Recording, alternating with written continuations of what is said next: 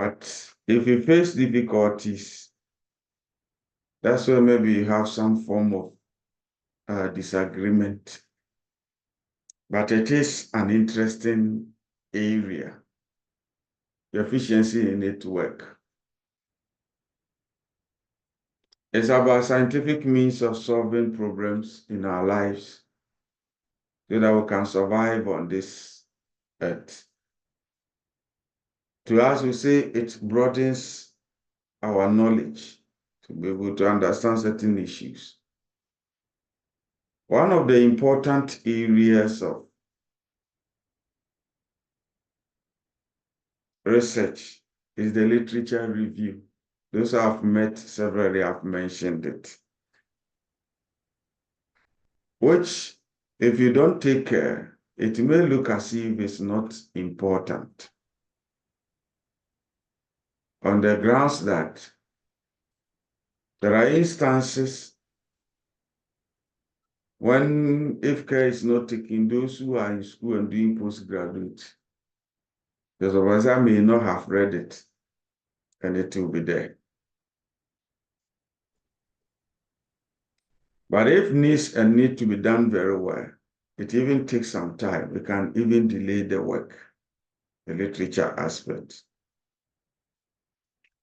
Why do we need the literature review? Without them, we are not informed about other things people have done, whether within the same country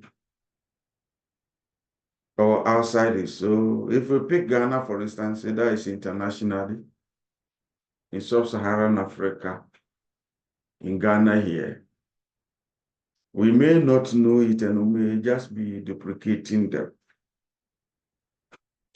One other thing the literature serves for us is the gaps.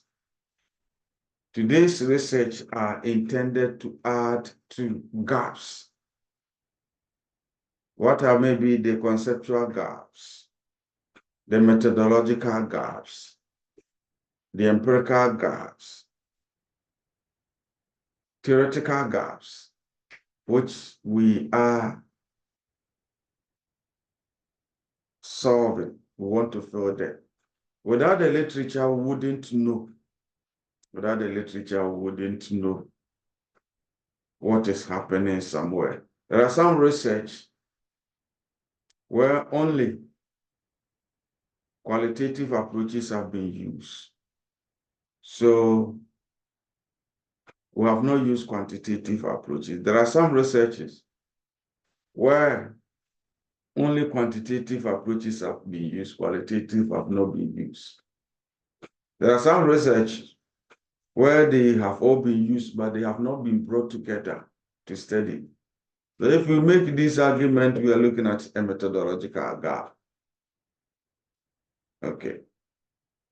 So there are some research, the instrument used, this, that. Unless you read the literature, you will not be able to appreciate this. There are some research which people have done well.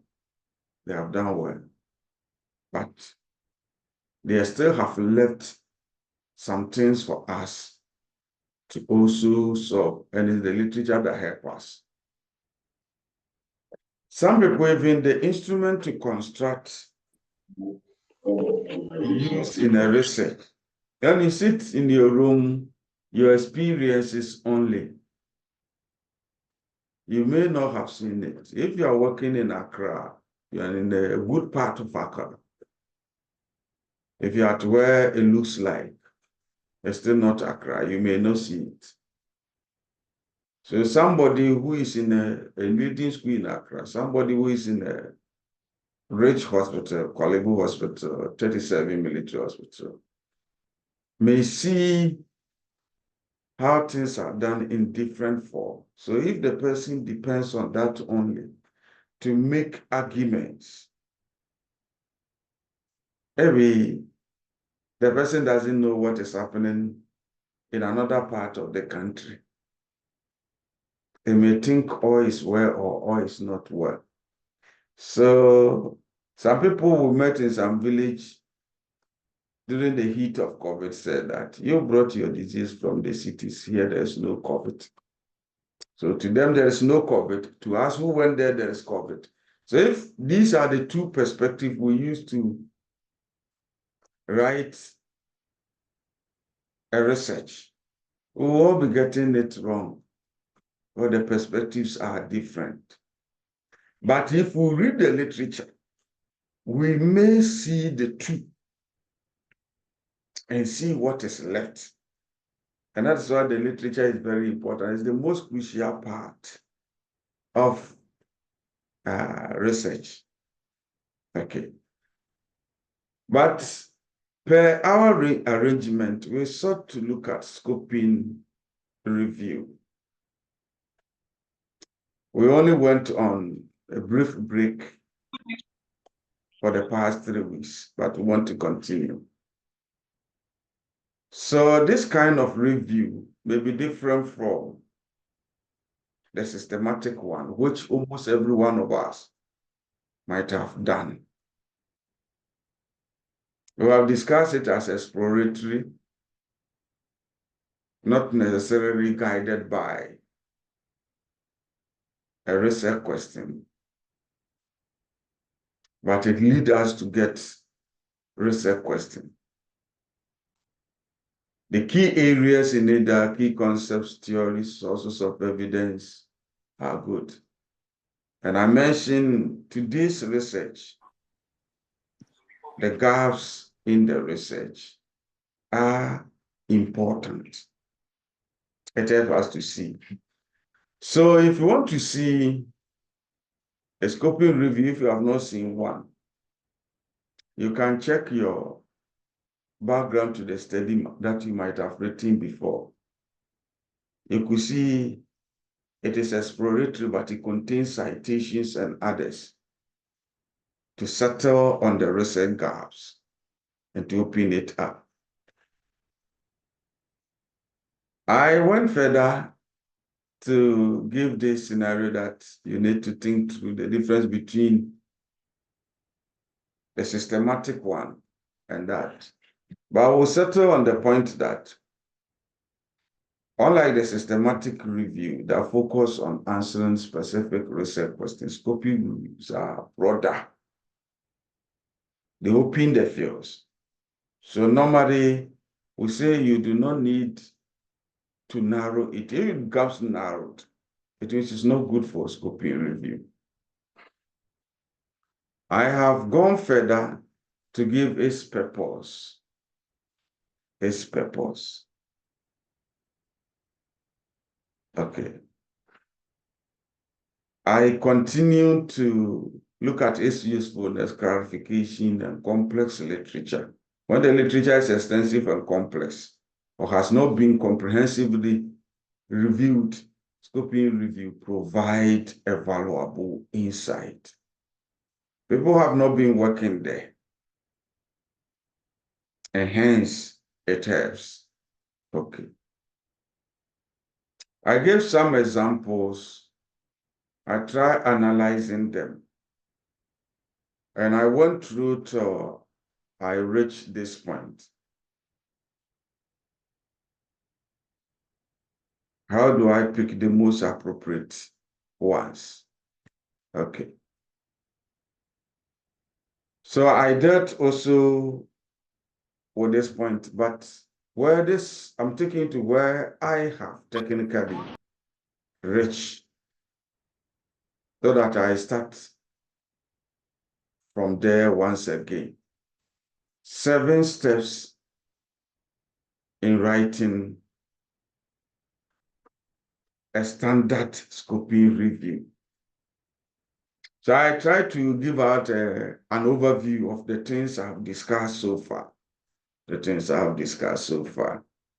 I gave some assignments, but since we have been on break for a while, I think I want to take this step again. If you're doing research in any field, you can do it. You can do it if you use these 7 steps I'm trying to discuss with you. First, title. Like any scientific research, every scoping review has a title. So there should be a title there to read. Also remember that the title is the summary of the entire document. So if it is a thesis, the title gives a reader, your audience, an impression of the thesis. So a scoping review, like any other scientific work, a research that can be published, we need a title. In a typical Ghanaian parlance, we will say that the title should be catchy, should be romantic. If your title is not attractive, people will not read.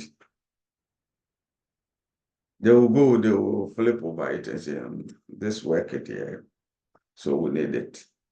All right. But what makes this title a scoping review and the other one not a scoping review is what we look at. We say in a scoping review title, the most valuable thing is you adding the word scoping review. That's the first important aspect. You adding, the phrase, a scoping review to it is the most important part. The next is that whatever is there should communicate the population, should communicate the concept, and should communicate the context.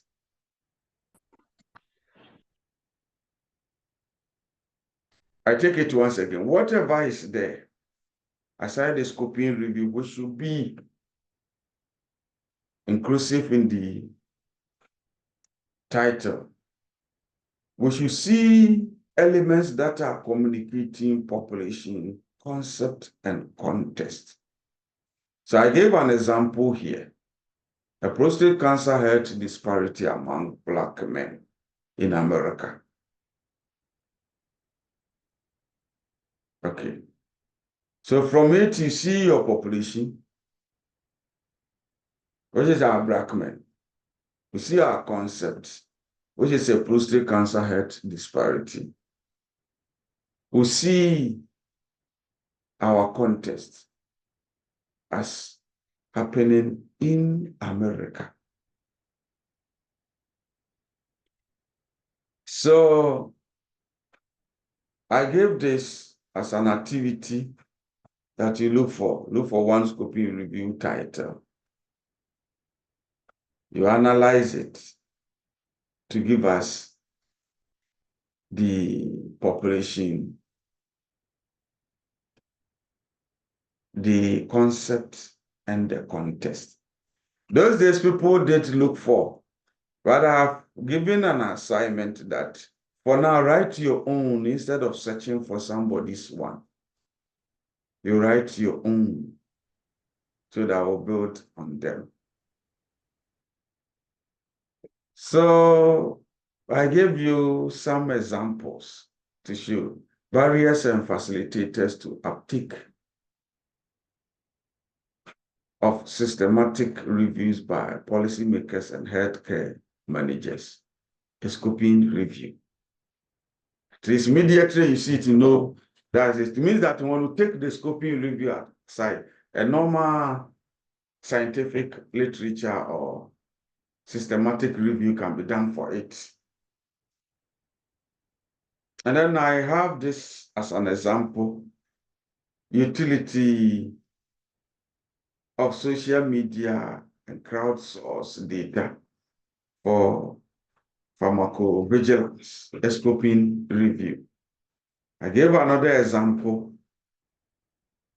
evaluative reports on medical malpractice policies in obstetrics, a rapid scoping review. Whatever the person has placed there matters not. Our interest is seeing a scoping review.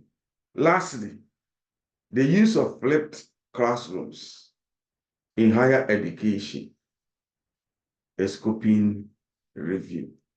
So I'll pause here, and if you have questions, you raise, though I'm trying to recap where I am. So in writing, there are 7 steps we are using, but technically, the first step is your title. The ingredients in the title are the inclusion of the phrase scoping review and trying to capture the attention of a population, a concept, and its context. If you have questions, you can ask. If there are none, we'll move on.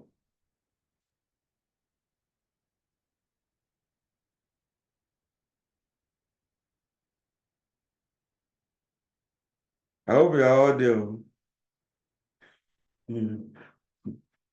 Yes, Doc. Yes. Okay. Doc, we are there. All right. At least hearing your voice shows you are there. I thought maybe you all went off and we are here alone. Okay. So if there are no issues here, I keep on moving. My next was abstract. Every scientific work being reported for others to read have something that looks like a summary we call abstract. It gives you everything in the work, but technically using about 250 words. Most theses will have 250 words, but some publication outlets, some journals can say 100. If you get even 101, the assistant will reject it. But normally the abstract gives us about 250 words. That will be a full page. Interestingly, if it is a double spacing. If you go beyond it, it means that it's more than that. So such things will contain the background. Background telling us what things are leading to what you want to study, the objectives you want to achieve, the eligibility criteria, those who are supposed to be included or who are not supposed to be included. So those who are eligible, the source of evidence, the charting methods, the methods used in gathering the information, the resource and conclusion that reflect the objectives should all be in. So I gave you examples to read.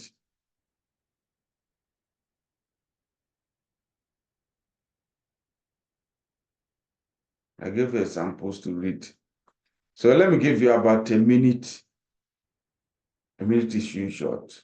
So 2 minutes to read over it and see for yourself if you will see the abstract contains the background, objectives, eligibility criteria, evidence of source, charting methods, resource, and conclusion. So read small.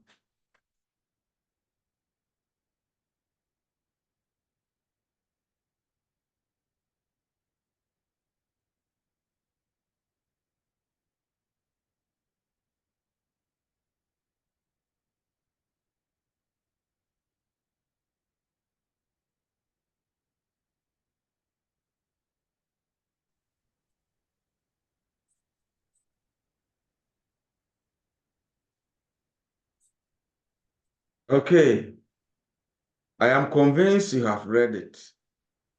And this is another one. They can take a picture of it. This is another one. A scoping review was carried out to investigate the prevalence and causes of urban homelessness among indigenous people in Canada, Australia, and then New Zealand.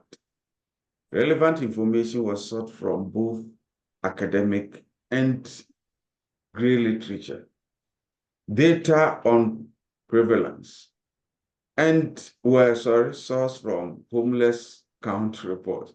Analysis reviewed indigenous people are consistently overrepresented within urban homeless population, often by a factor of 5 or more. Literature addressing causation is limited, with just 35 relevant studies identified. These were reviewed to build a thematic and contextual account of urban indigenous homelessness. 8 key themes were evident, which encompasses different cultural understanding of housing and mobility, as well as complex and often traumatic relationship between settler states and indigenous people. Individually and collectively, these factors greatly complicate indigenous people's access to safe, affordable, and adequate urban housing. Broad similarities between the 3 case study countries suggest opportunities for further comparative research as well as policy transfer. Okay, since you have not spoken so far, let me ask you if you can see a background to this abstract. A background.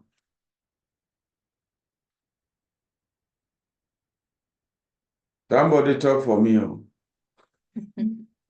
Put up your hand and say something. These are all previous discussions I've had. So a background. I've also extensively discussed this. Okay, and then on I march on. Okay.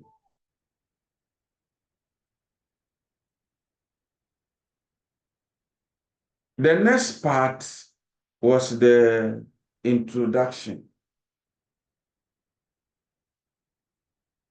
So include rationale, objectives, and the research. So if you check any scoping review, you see this subheading there, introduction. When you read it extensively, you should get to objectives and research question. That goes into the introduction.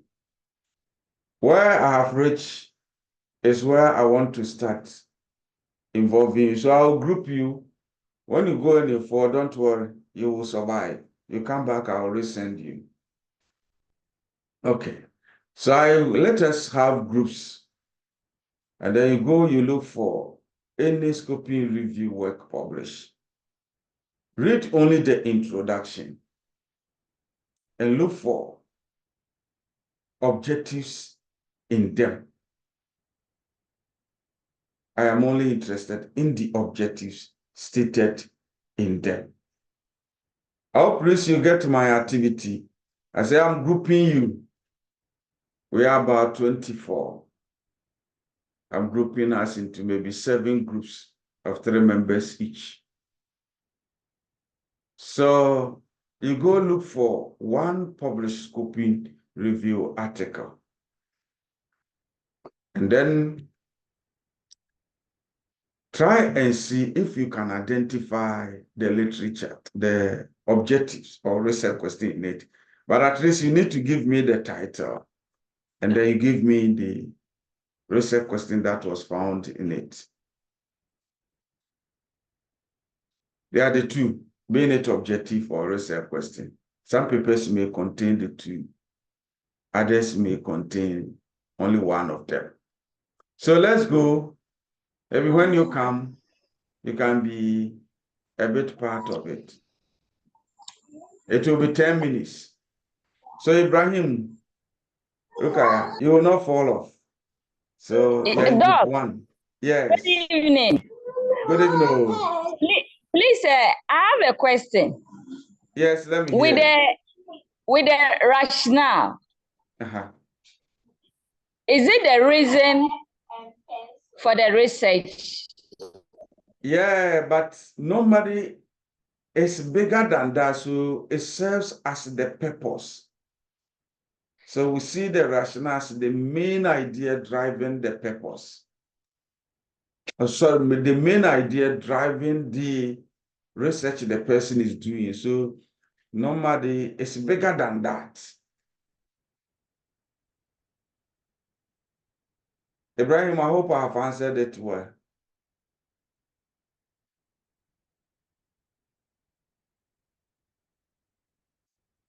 So it's 10 minutes. I've already said it.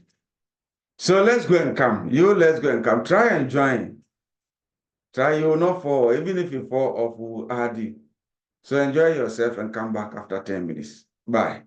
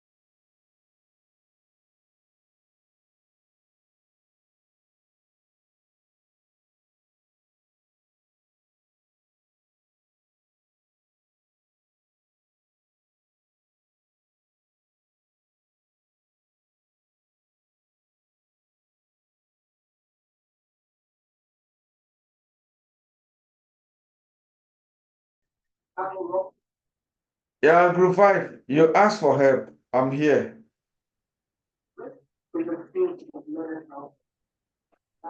Yes. Thank you, Doc. Yeah. I was actually not getting my members. That's why. But now they are in. Yes, I can see Mr. Jabiru Husseini. I think we are the only two. Yes, but you can start discussing with the person. All right. Thank you. I'm You look grateful. for one article. You can search. And then you go to the introduction part. If it is scoping review, you have your title, and then you look for the objective or research question if you can see one in it. Okay. All right. I'll be waiting for you in the main hall. Thank you. You're welcome. Bye. Bye.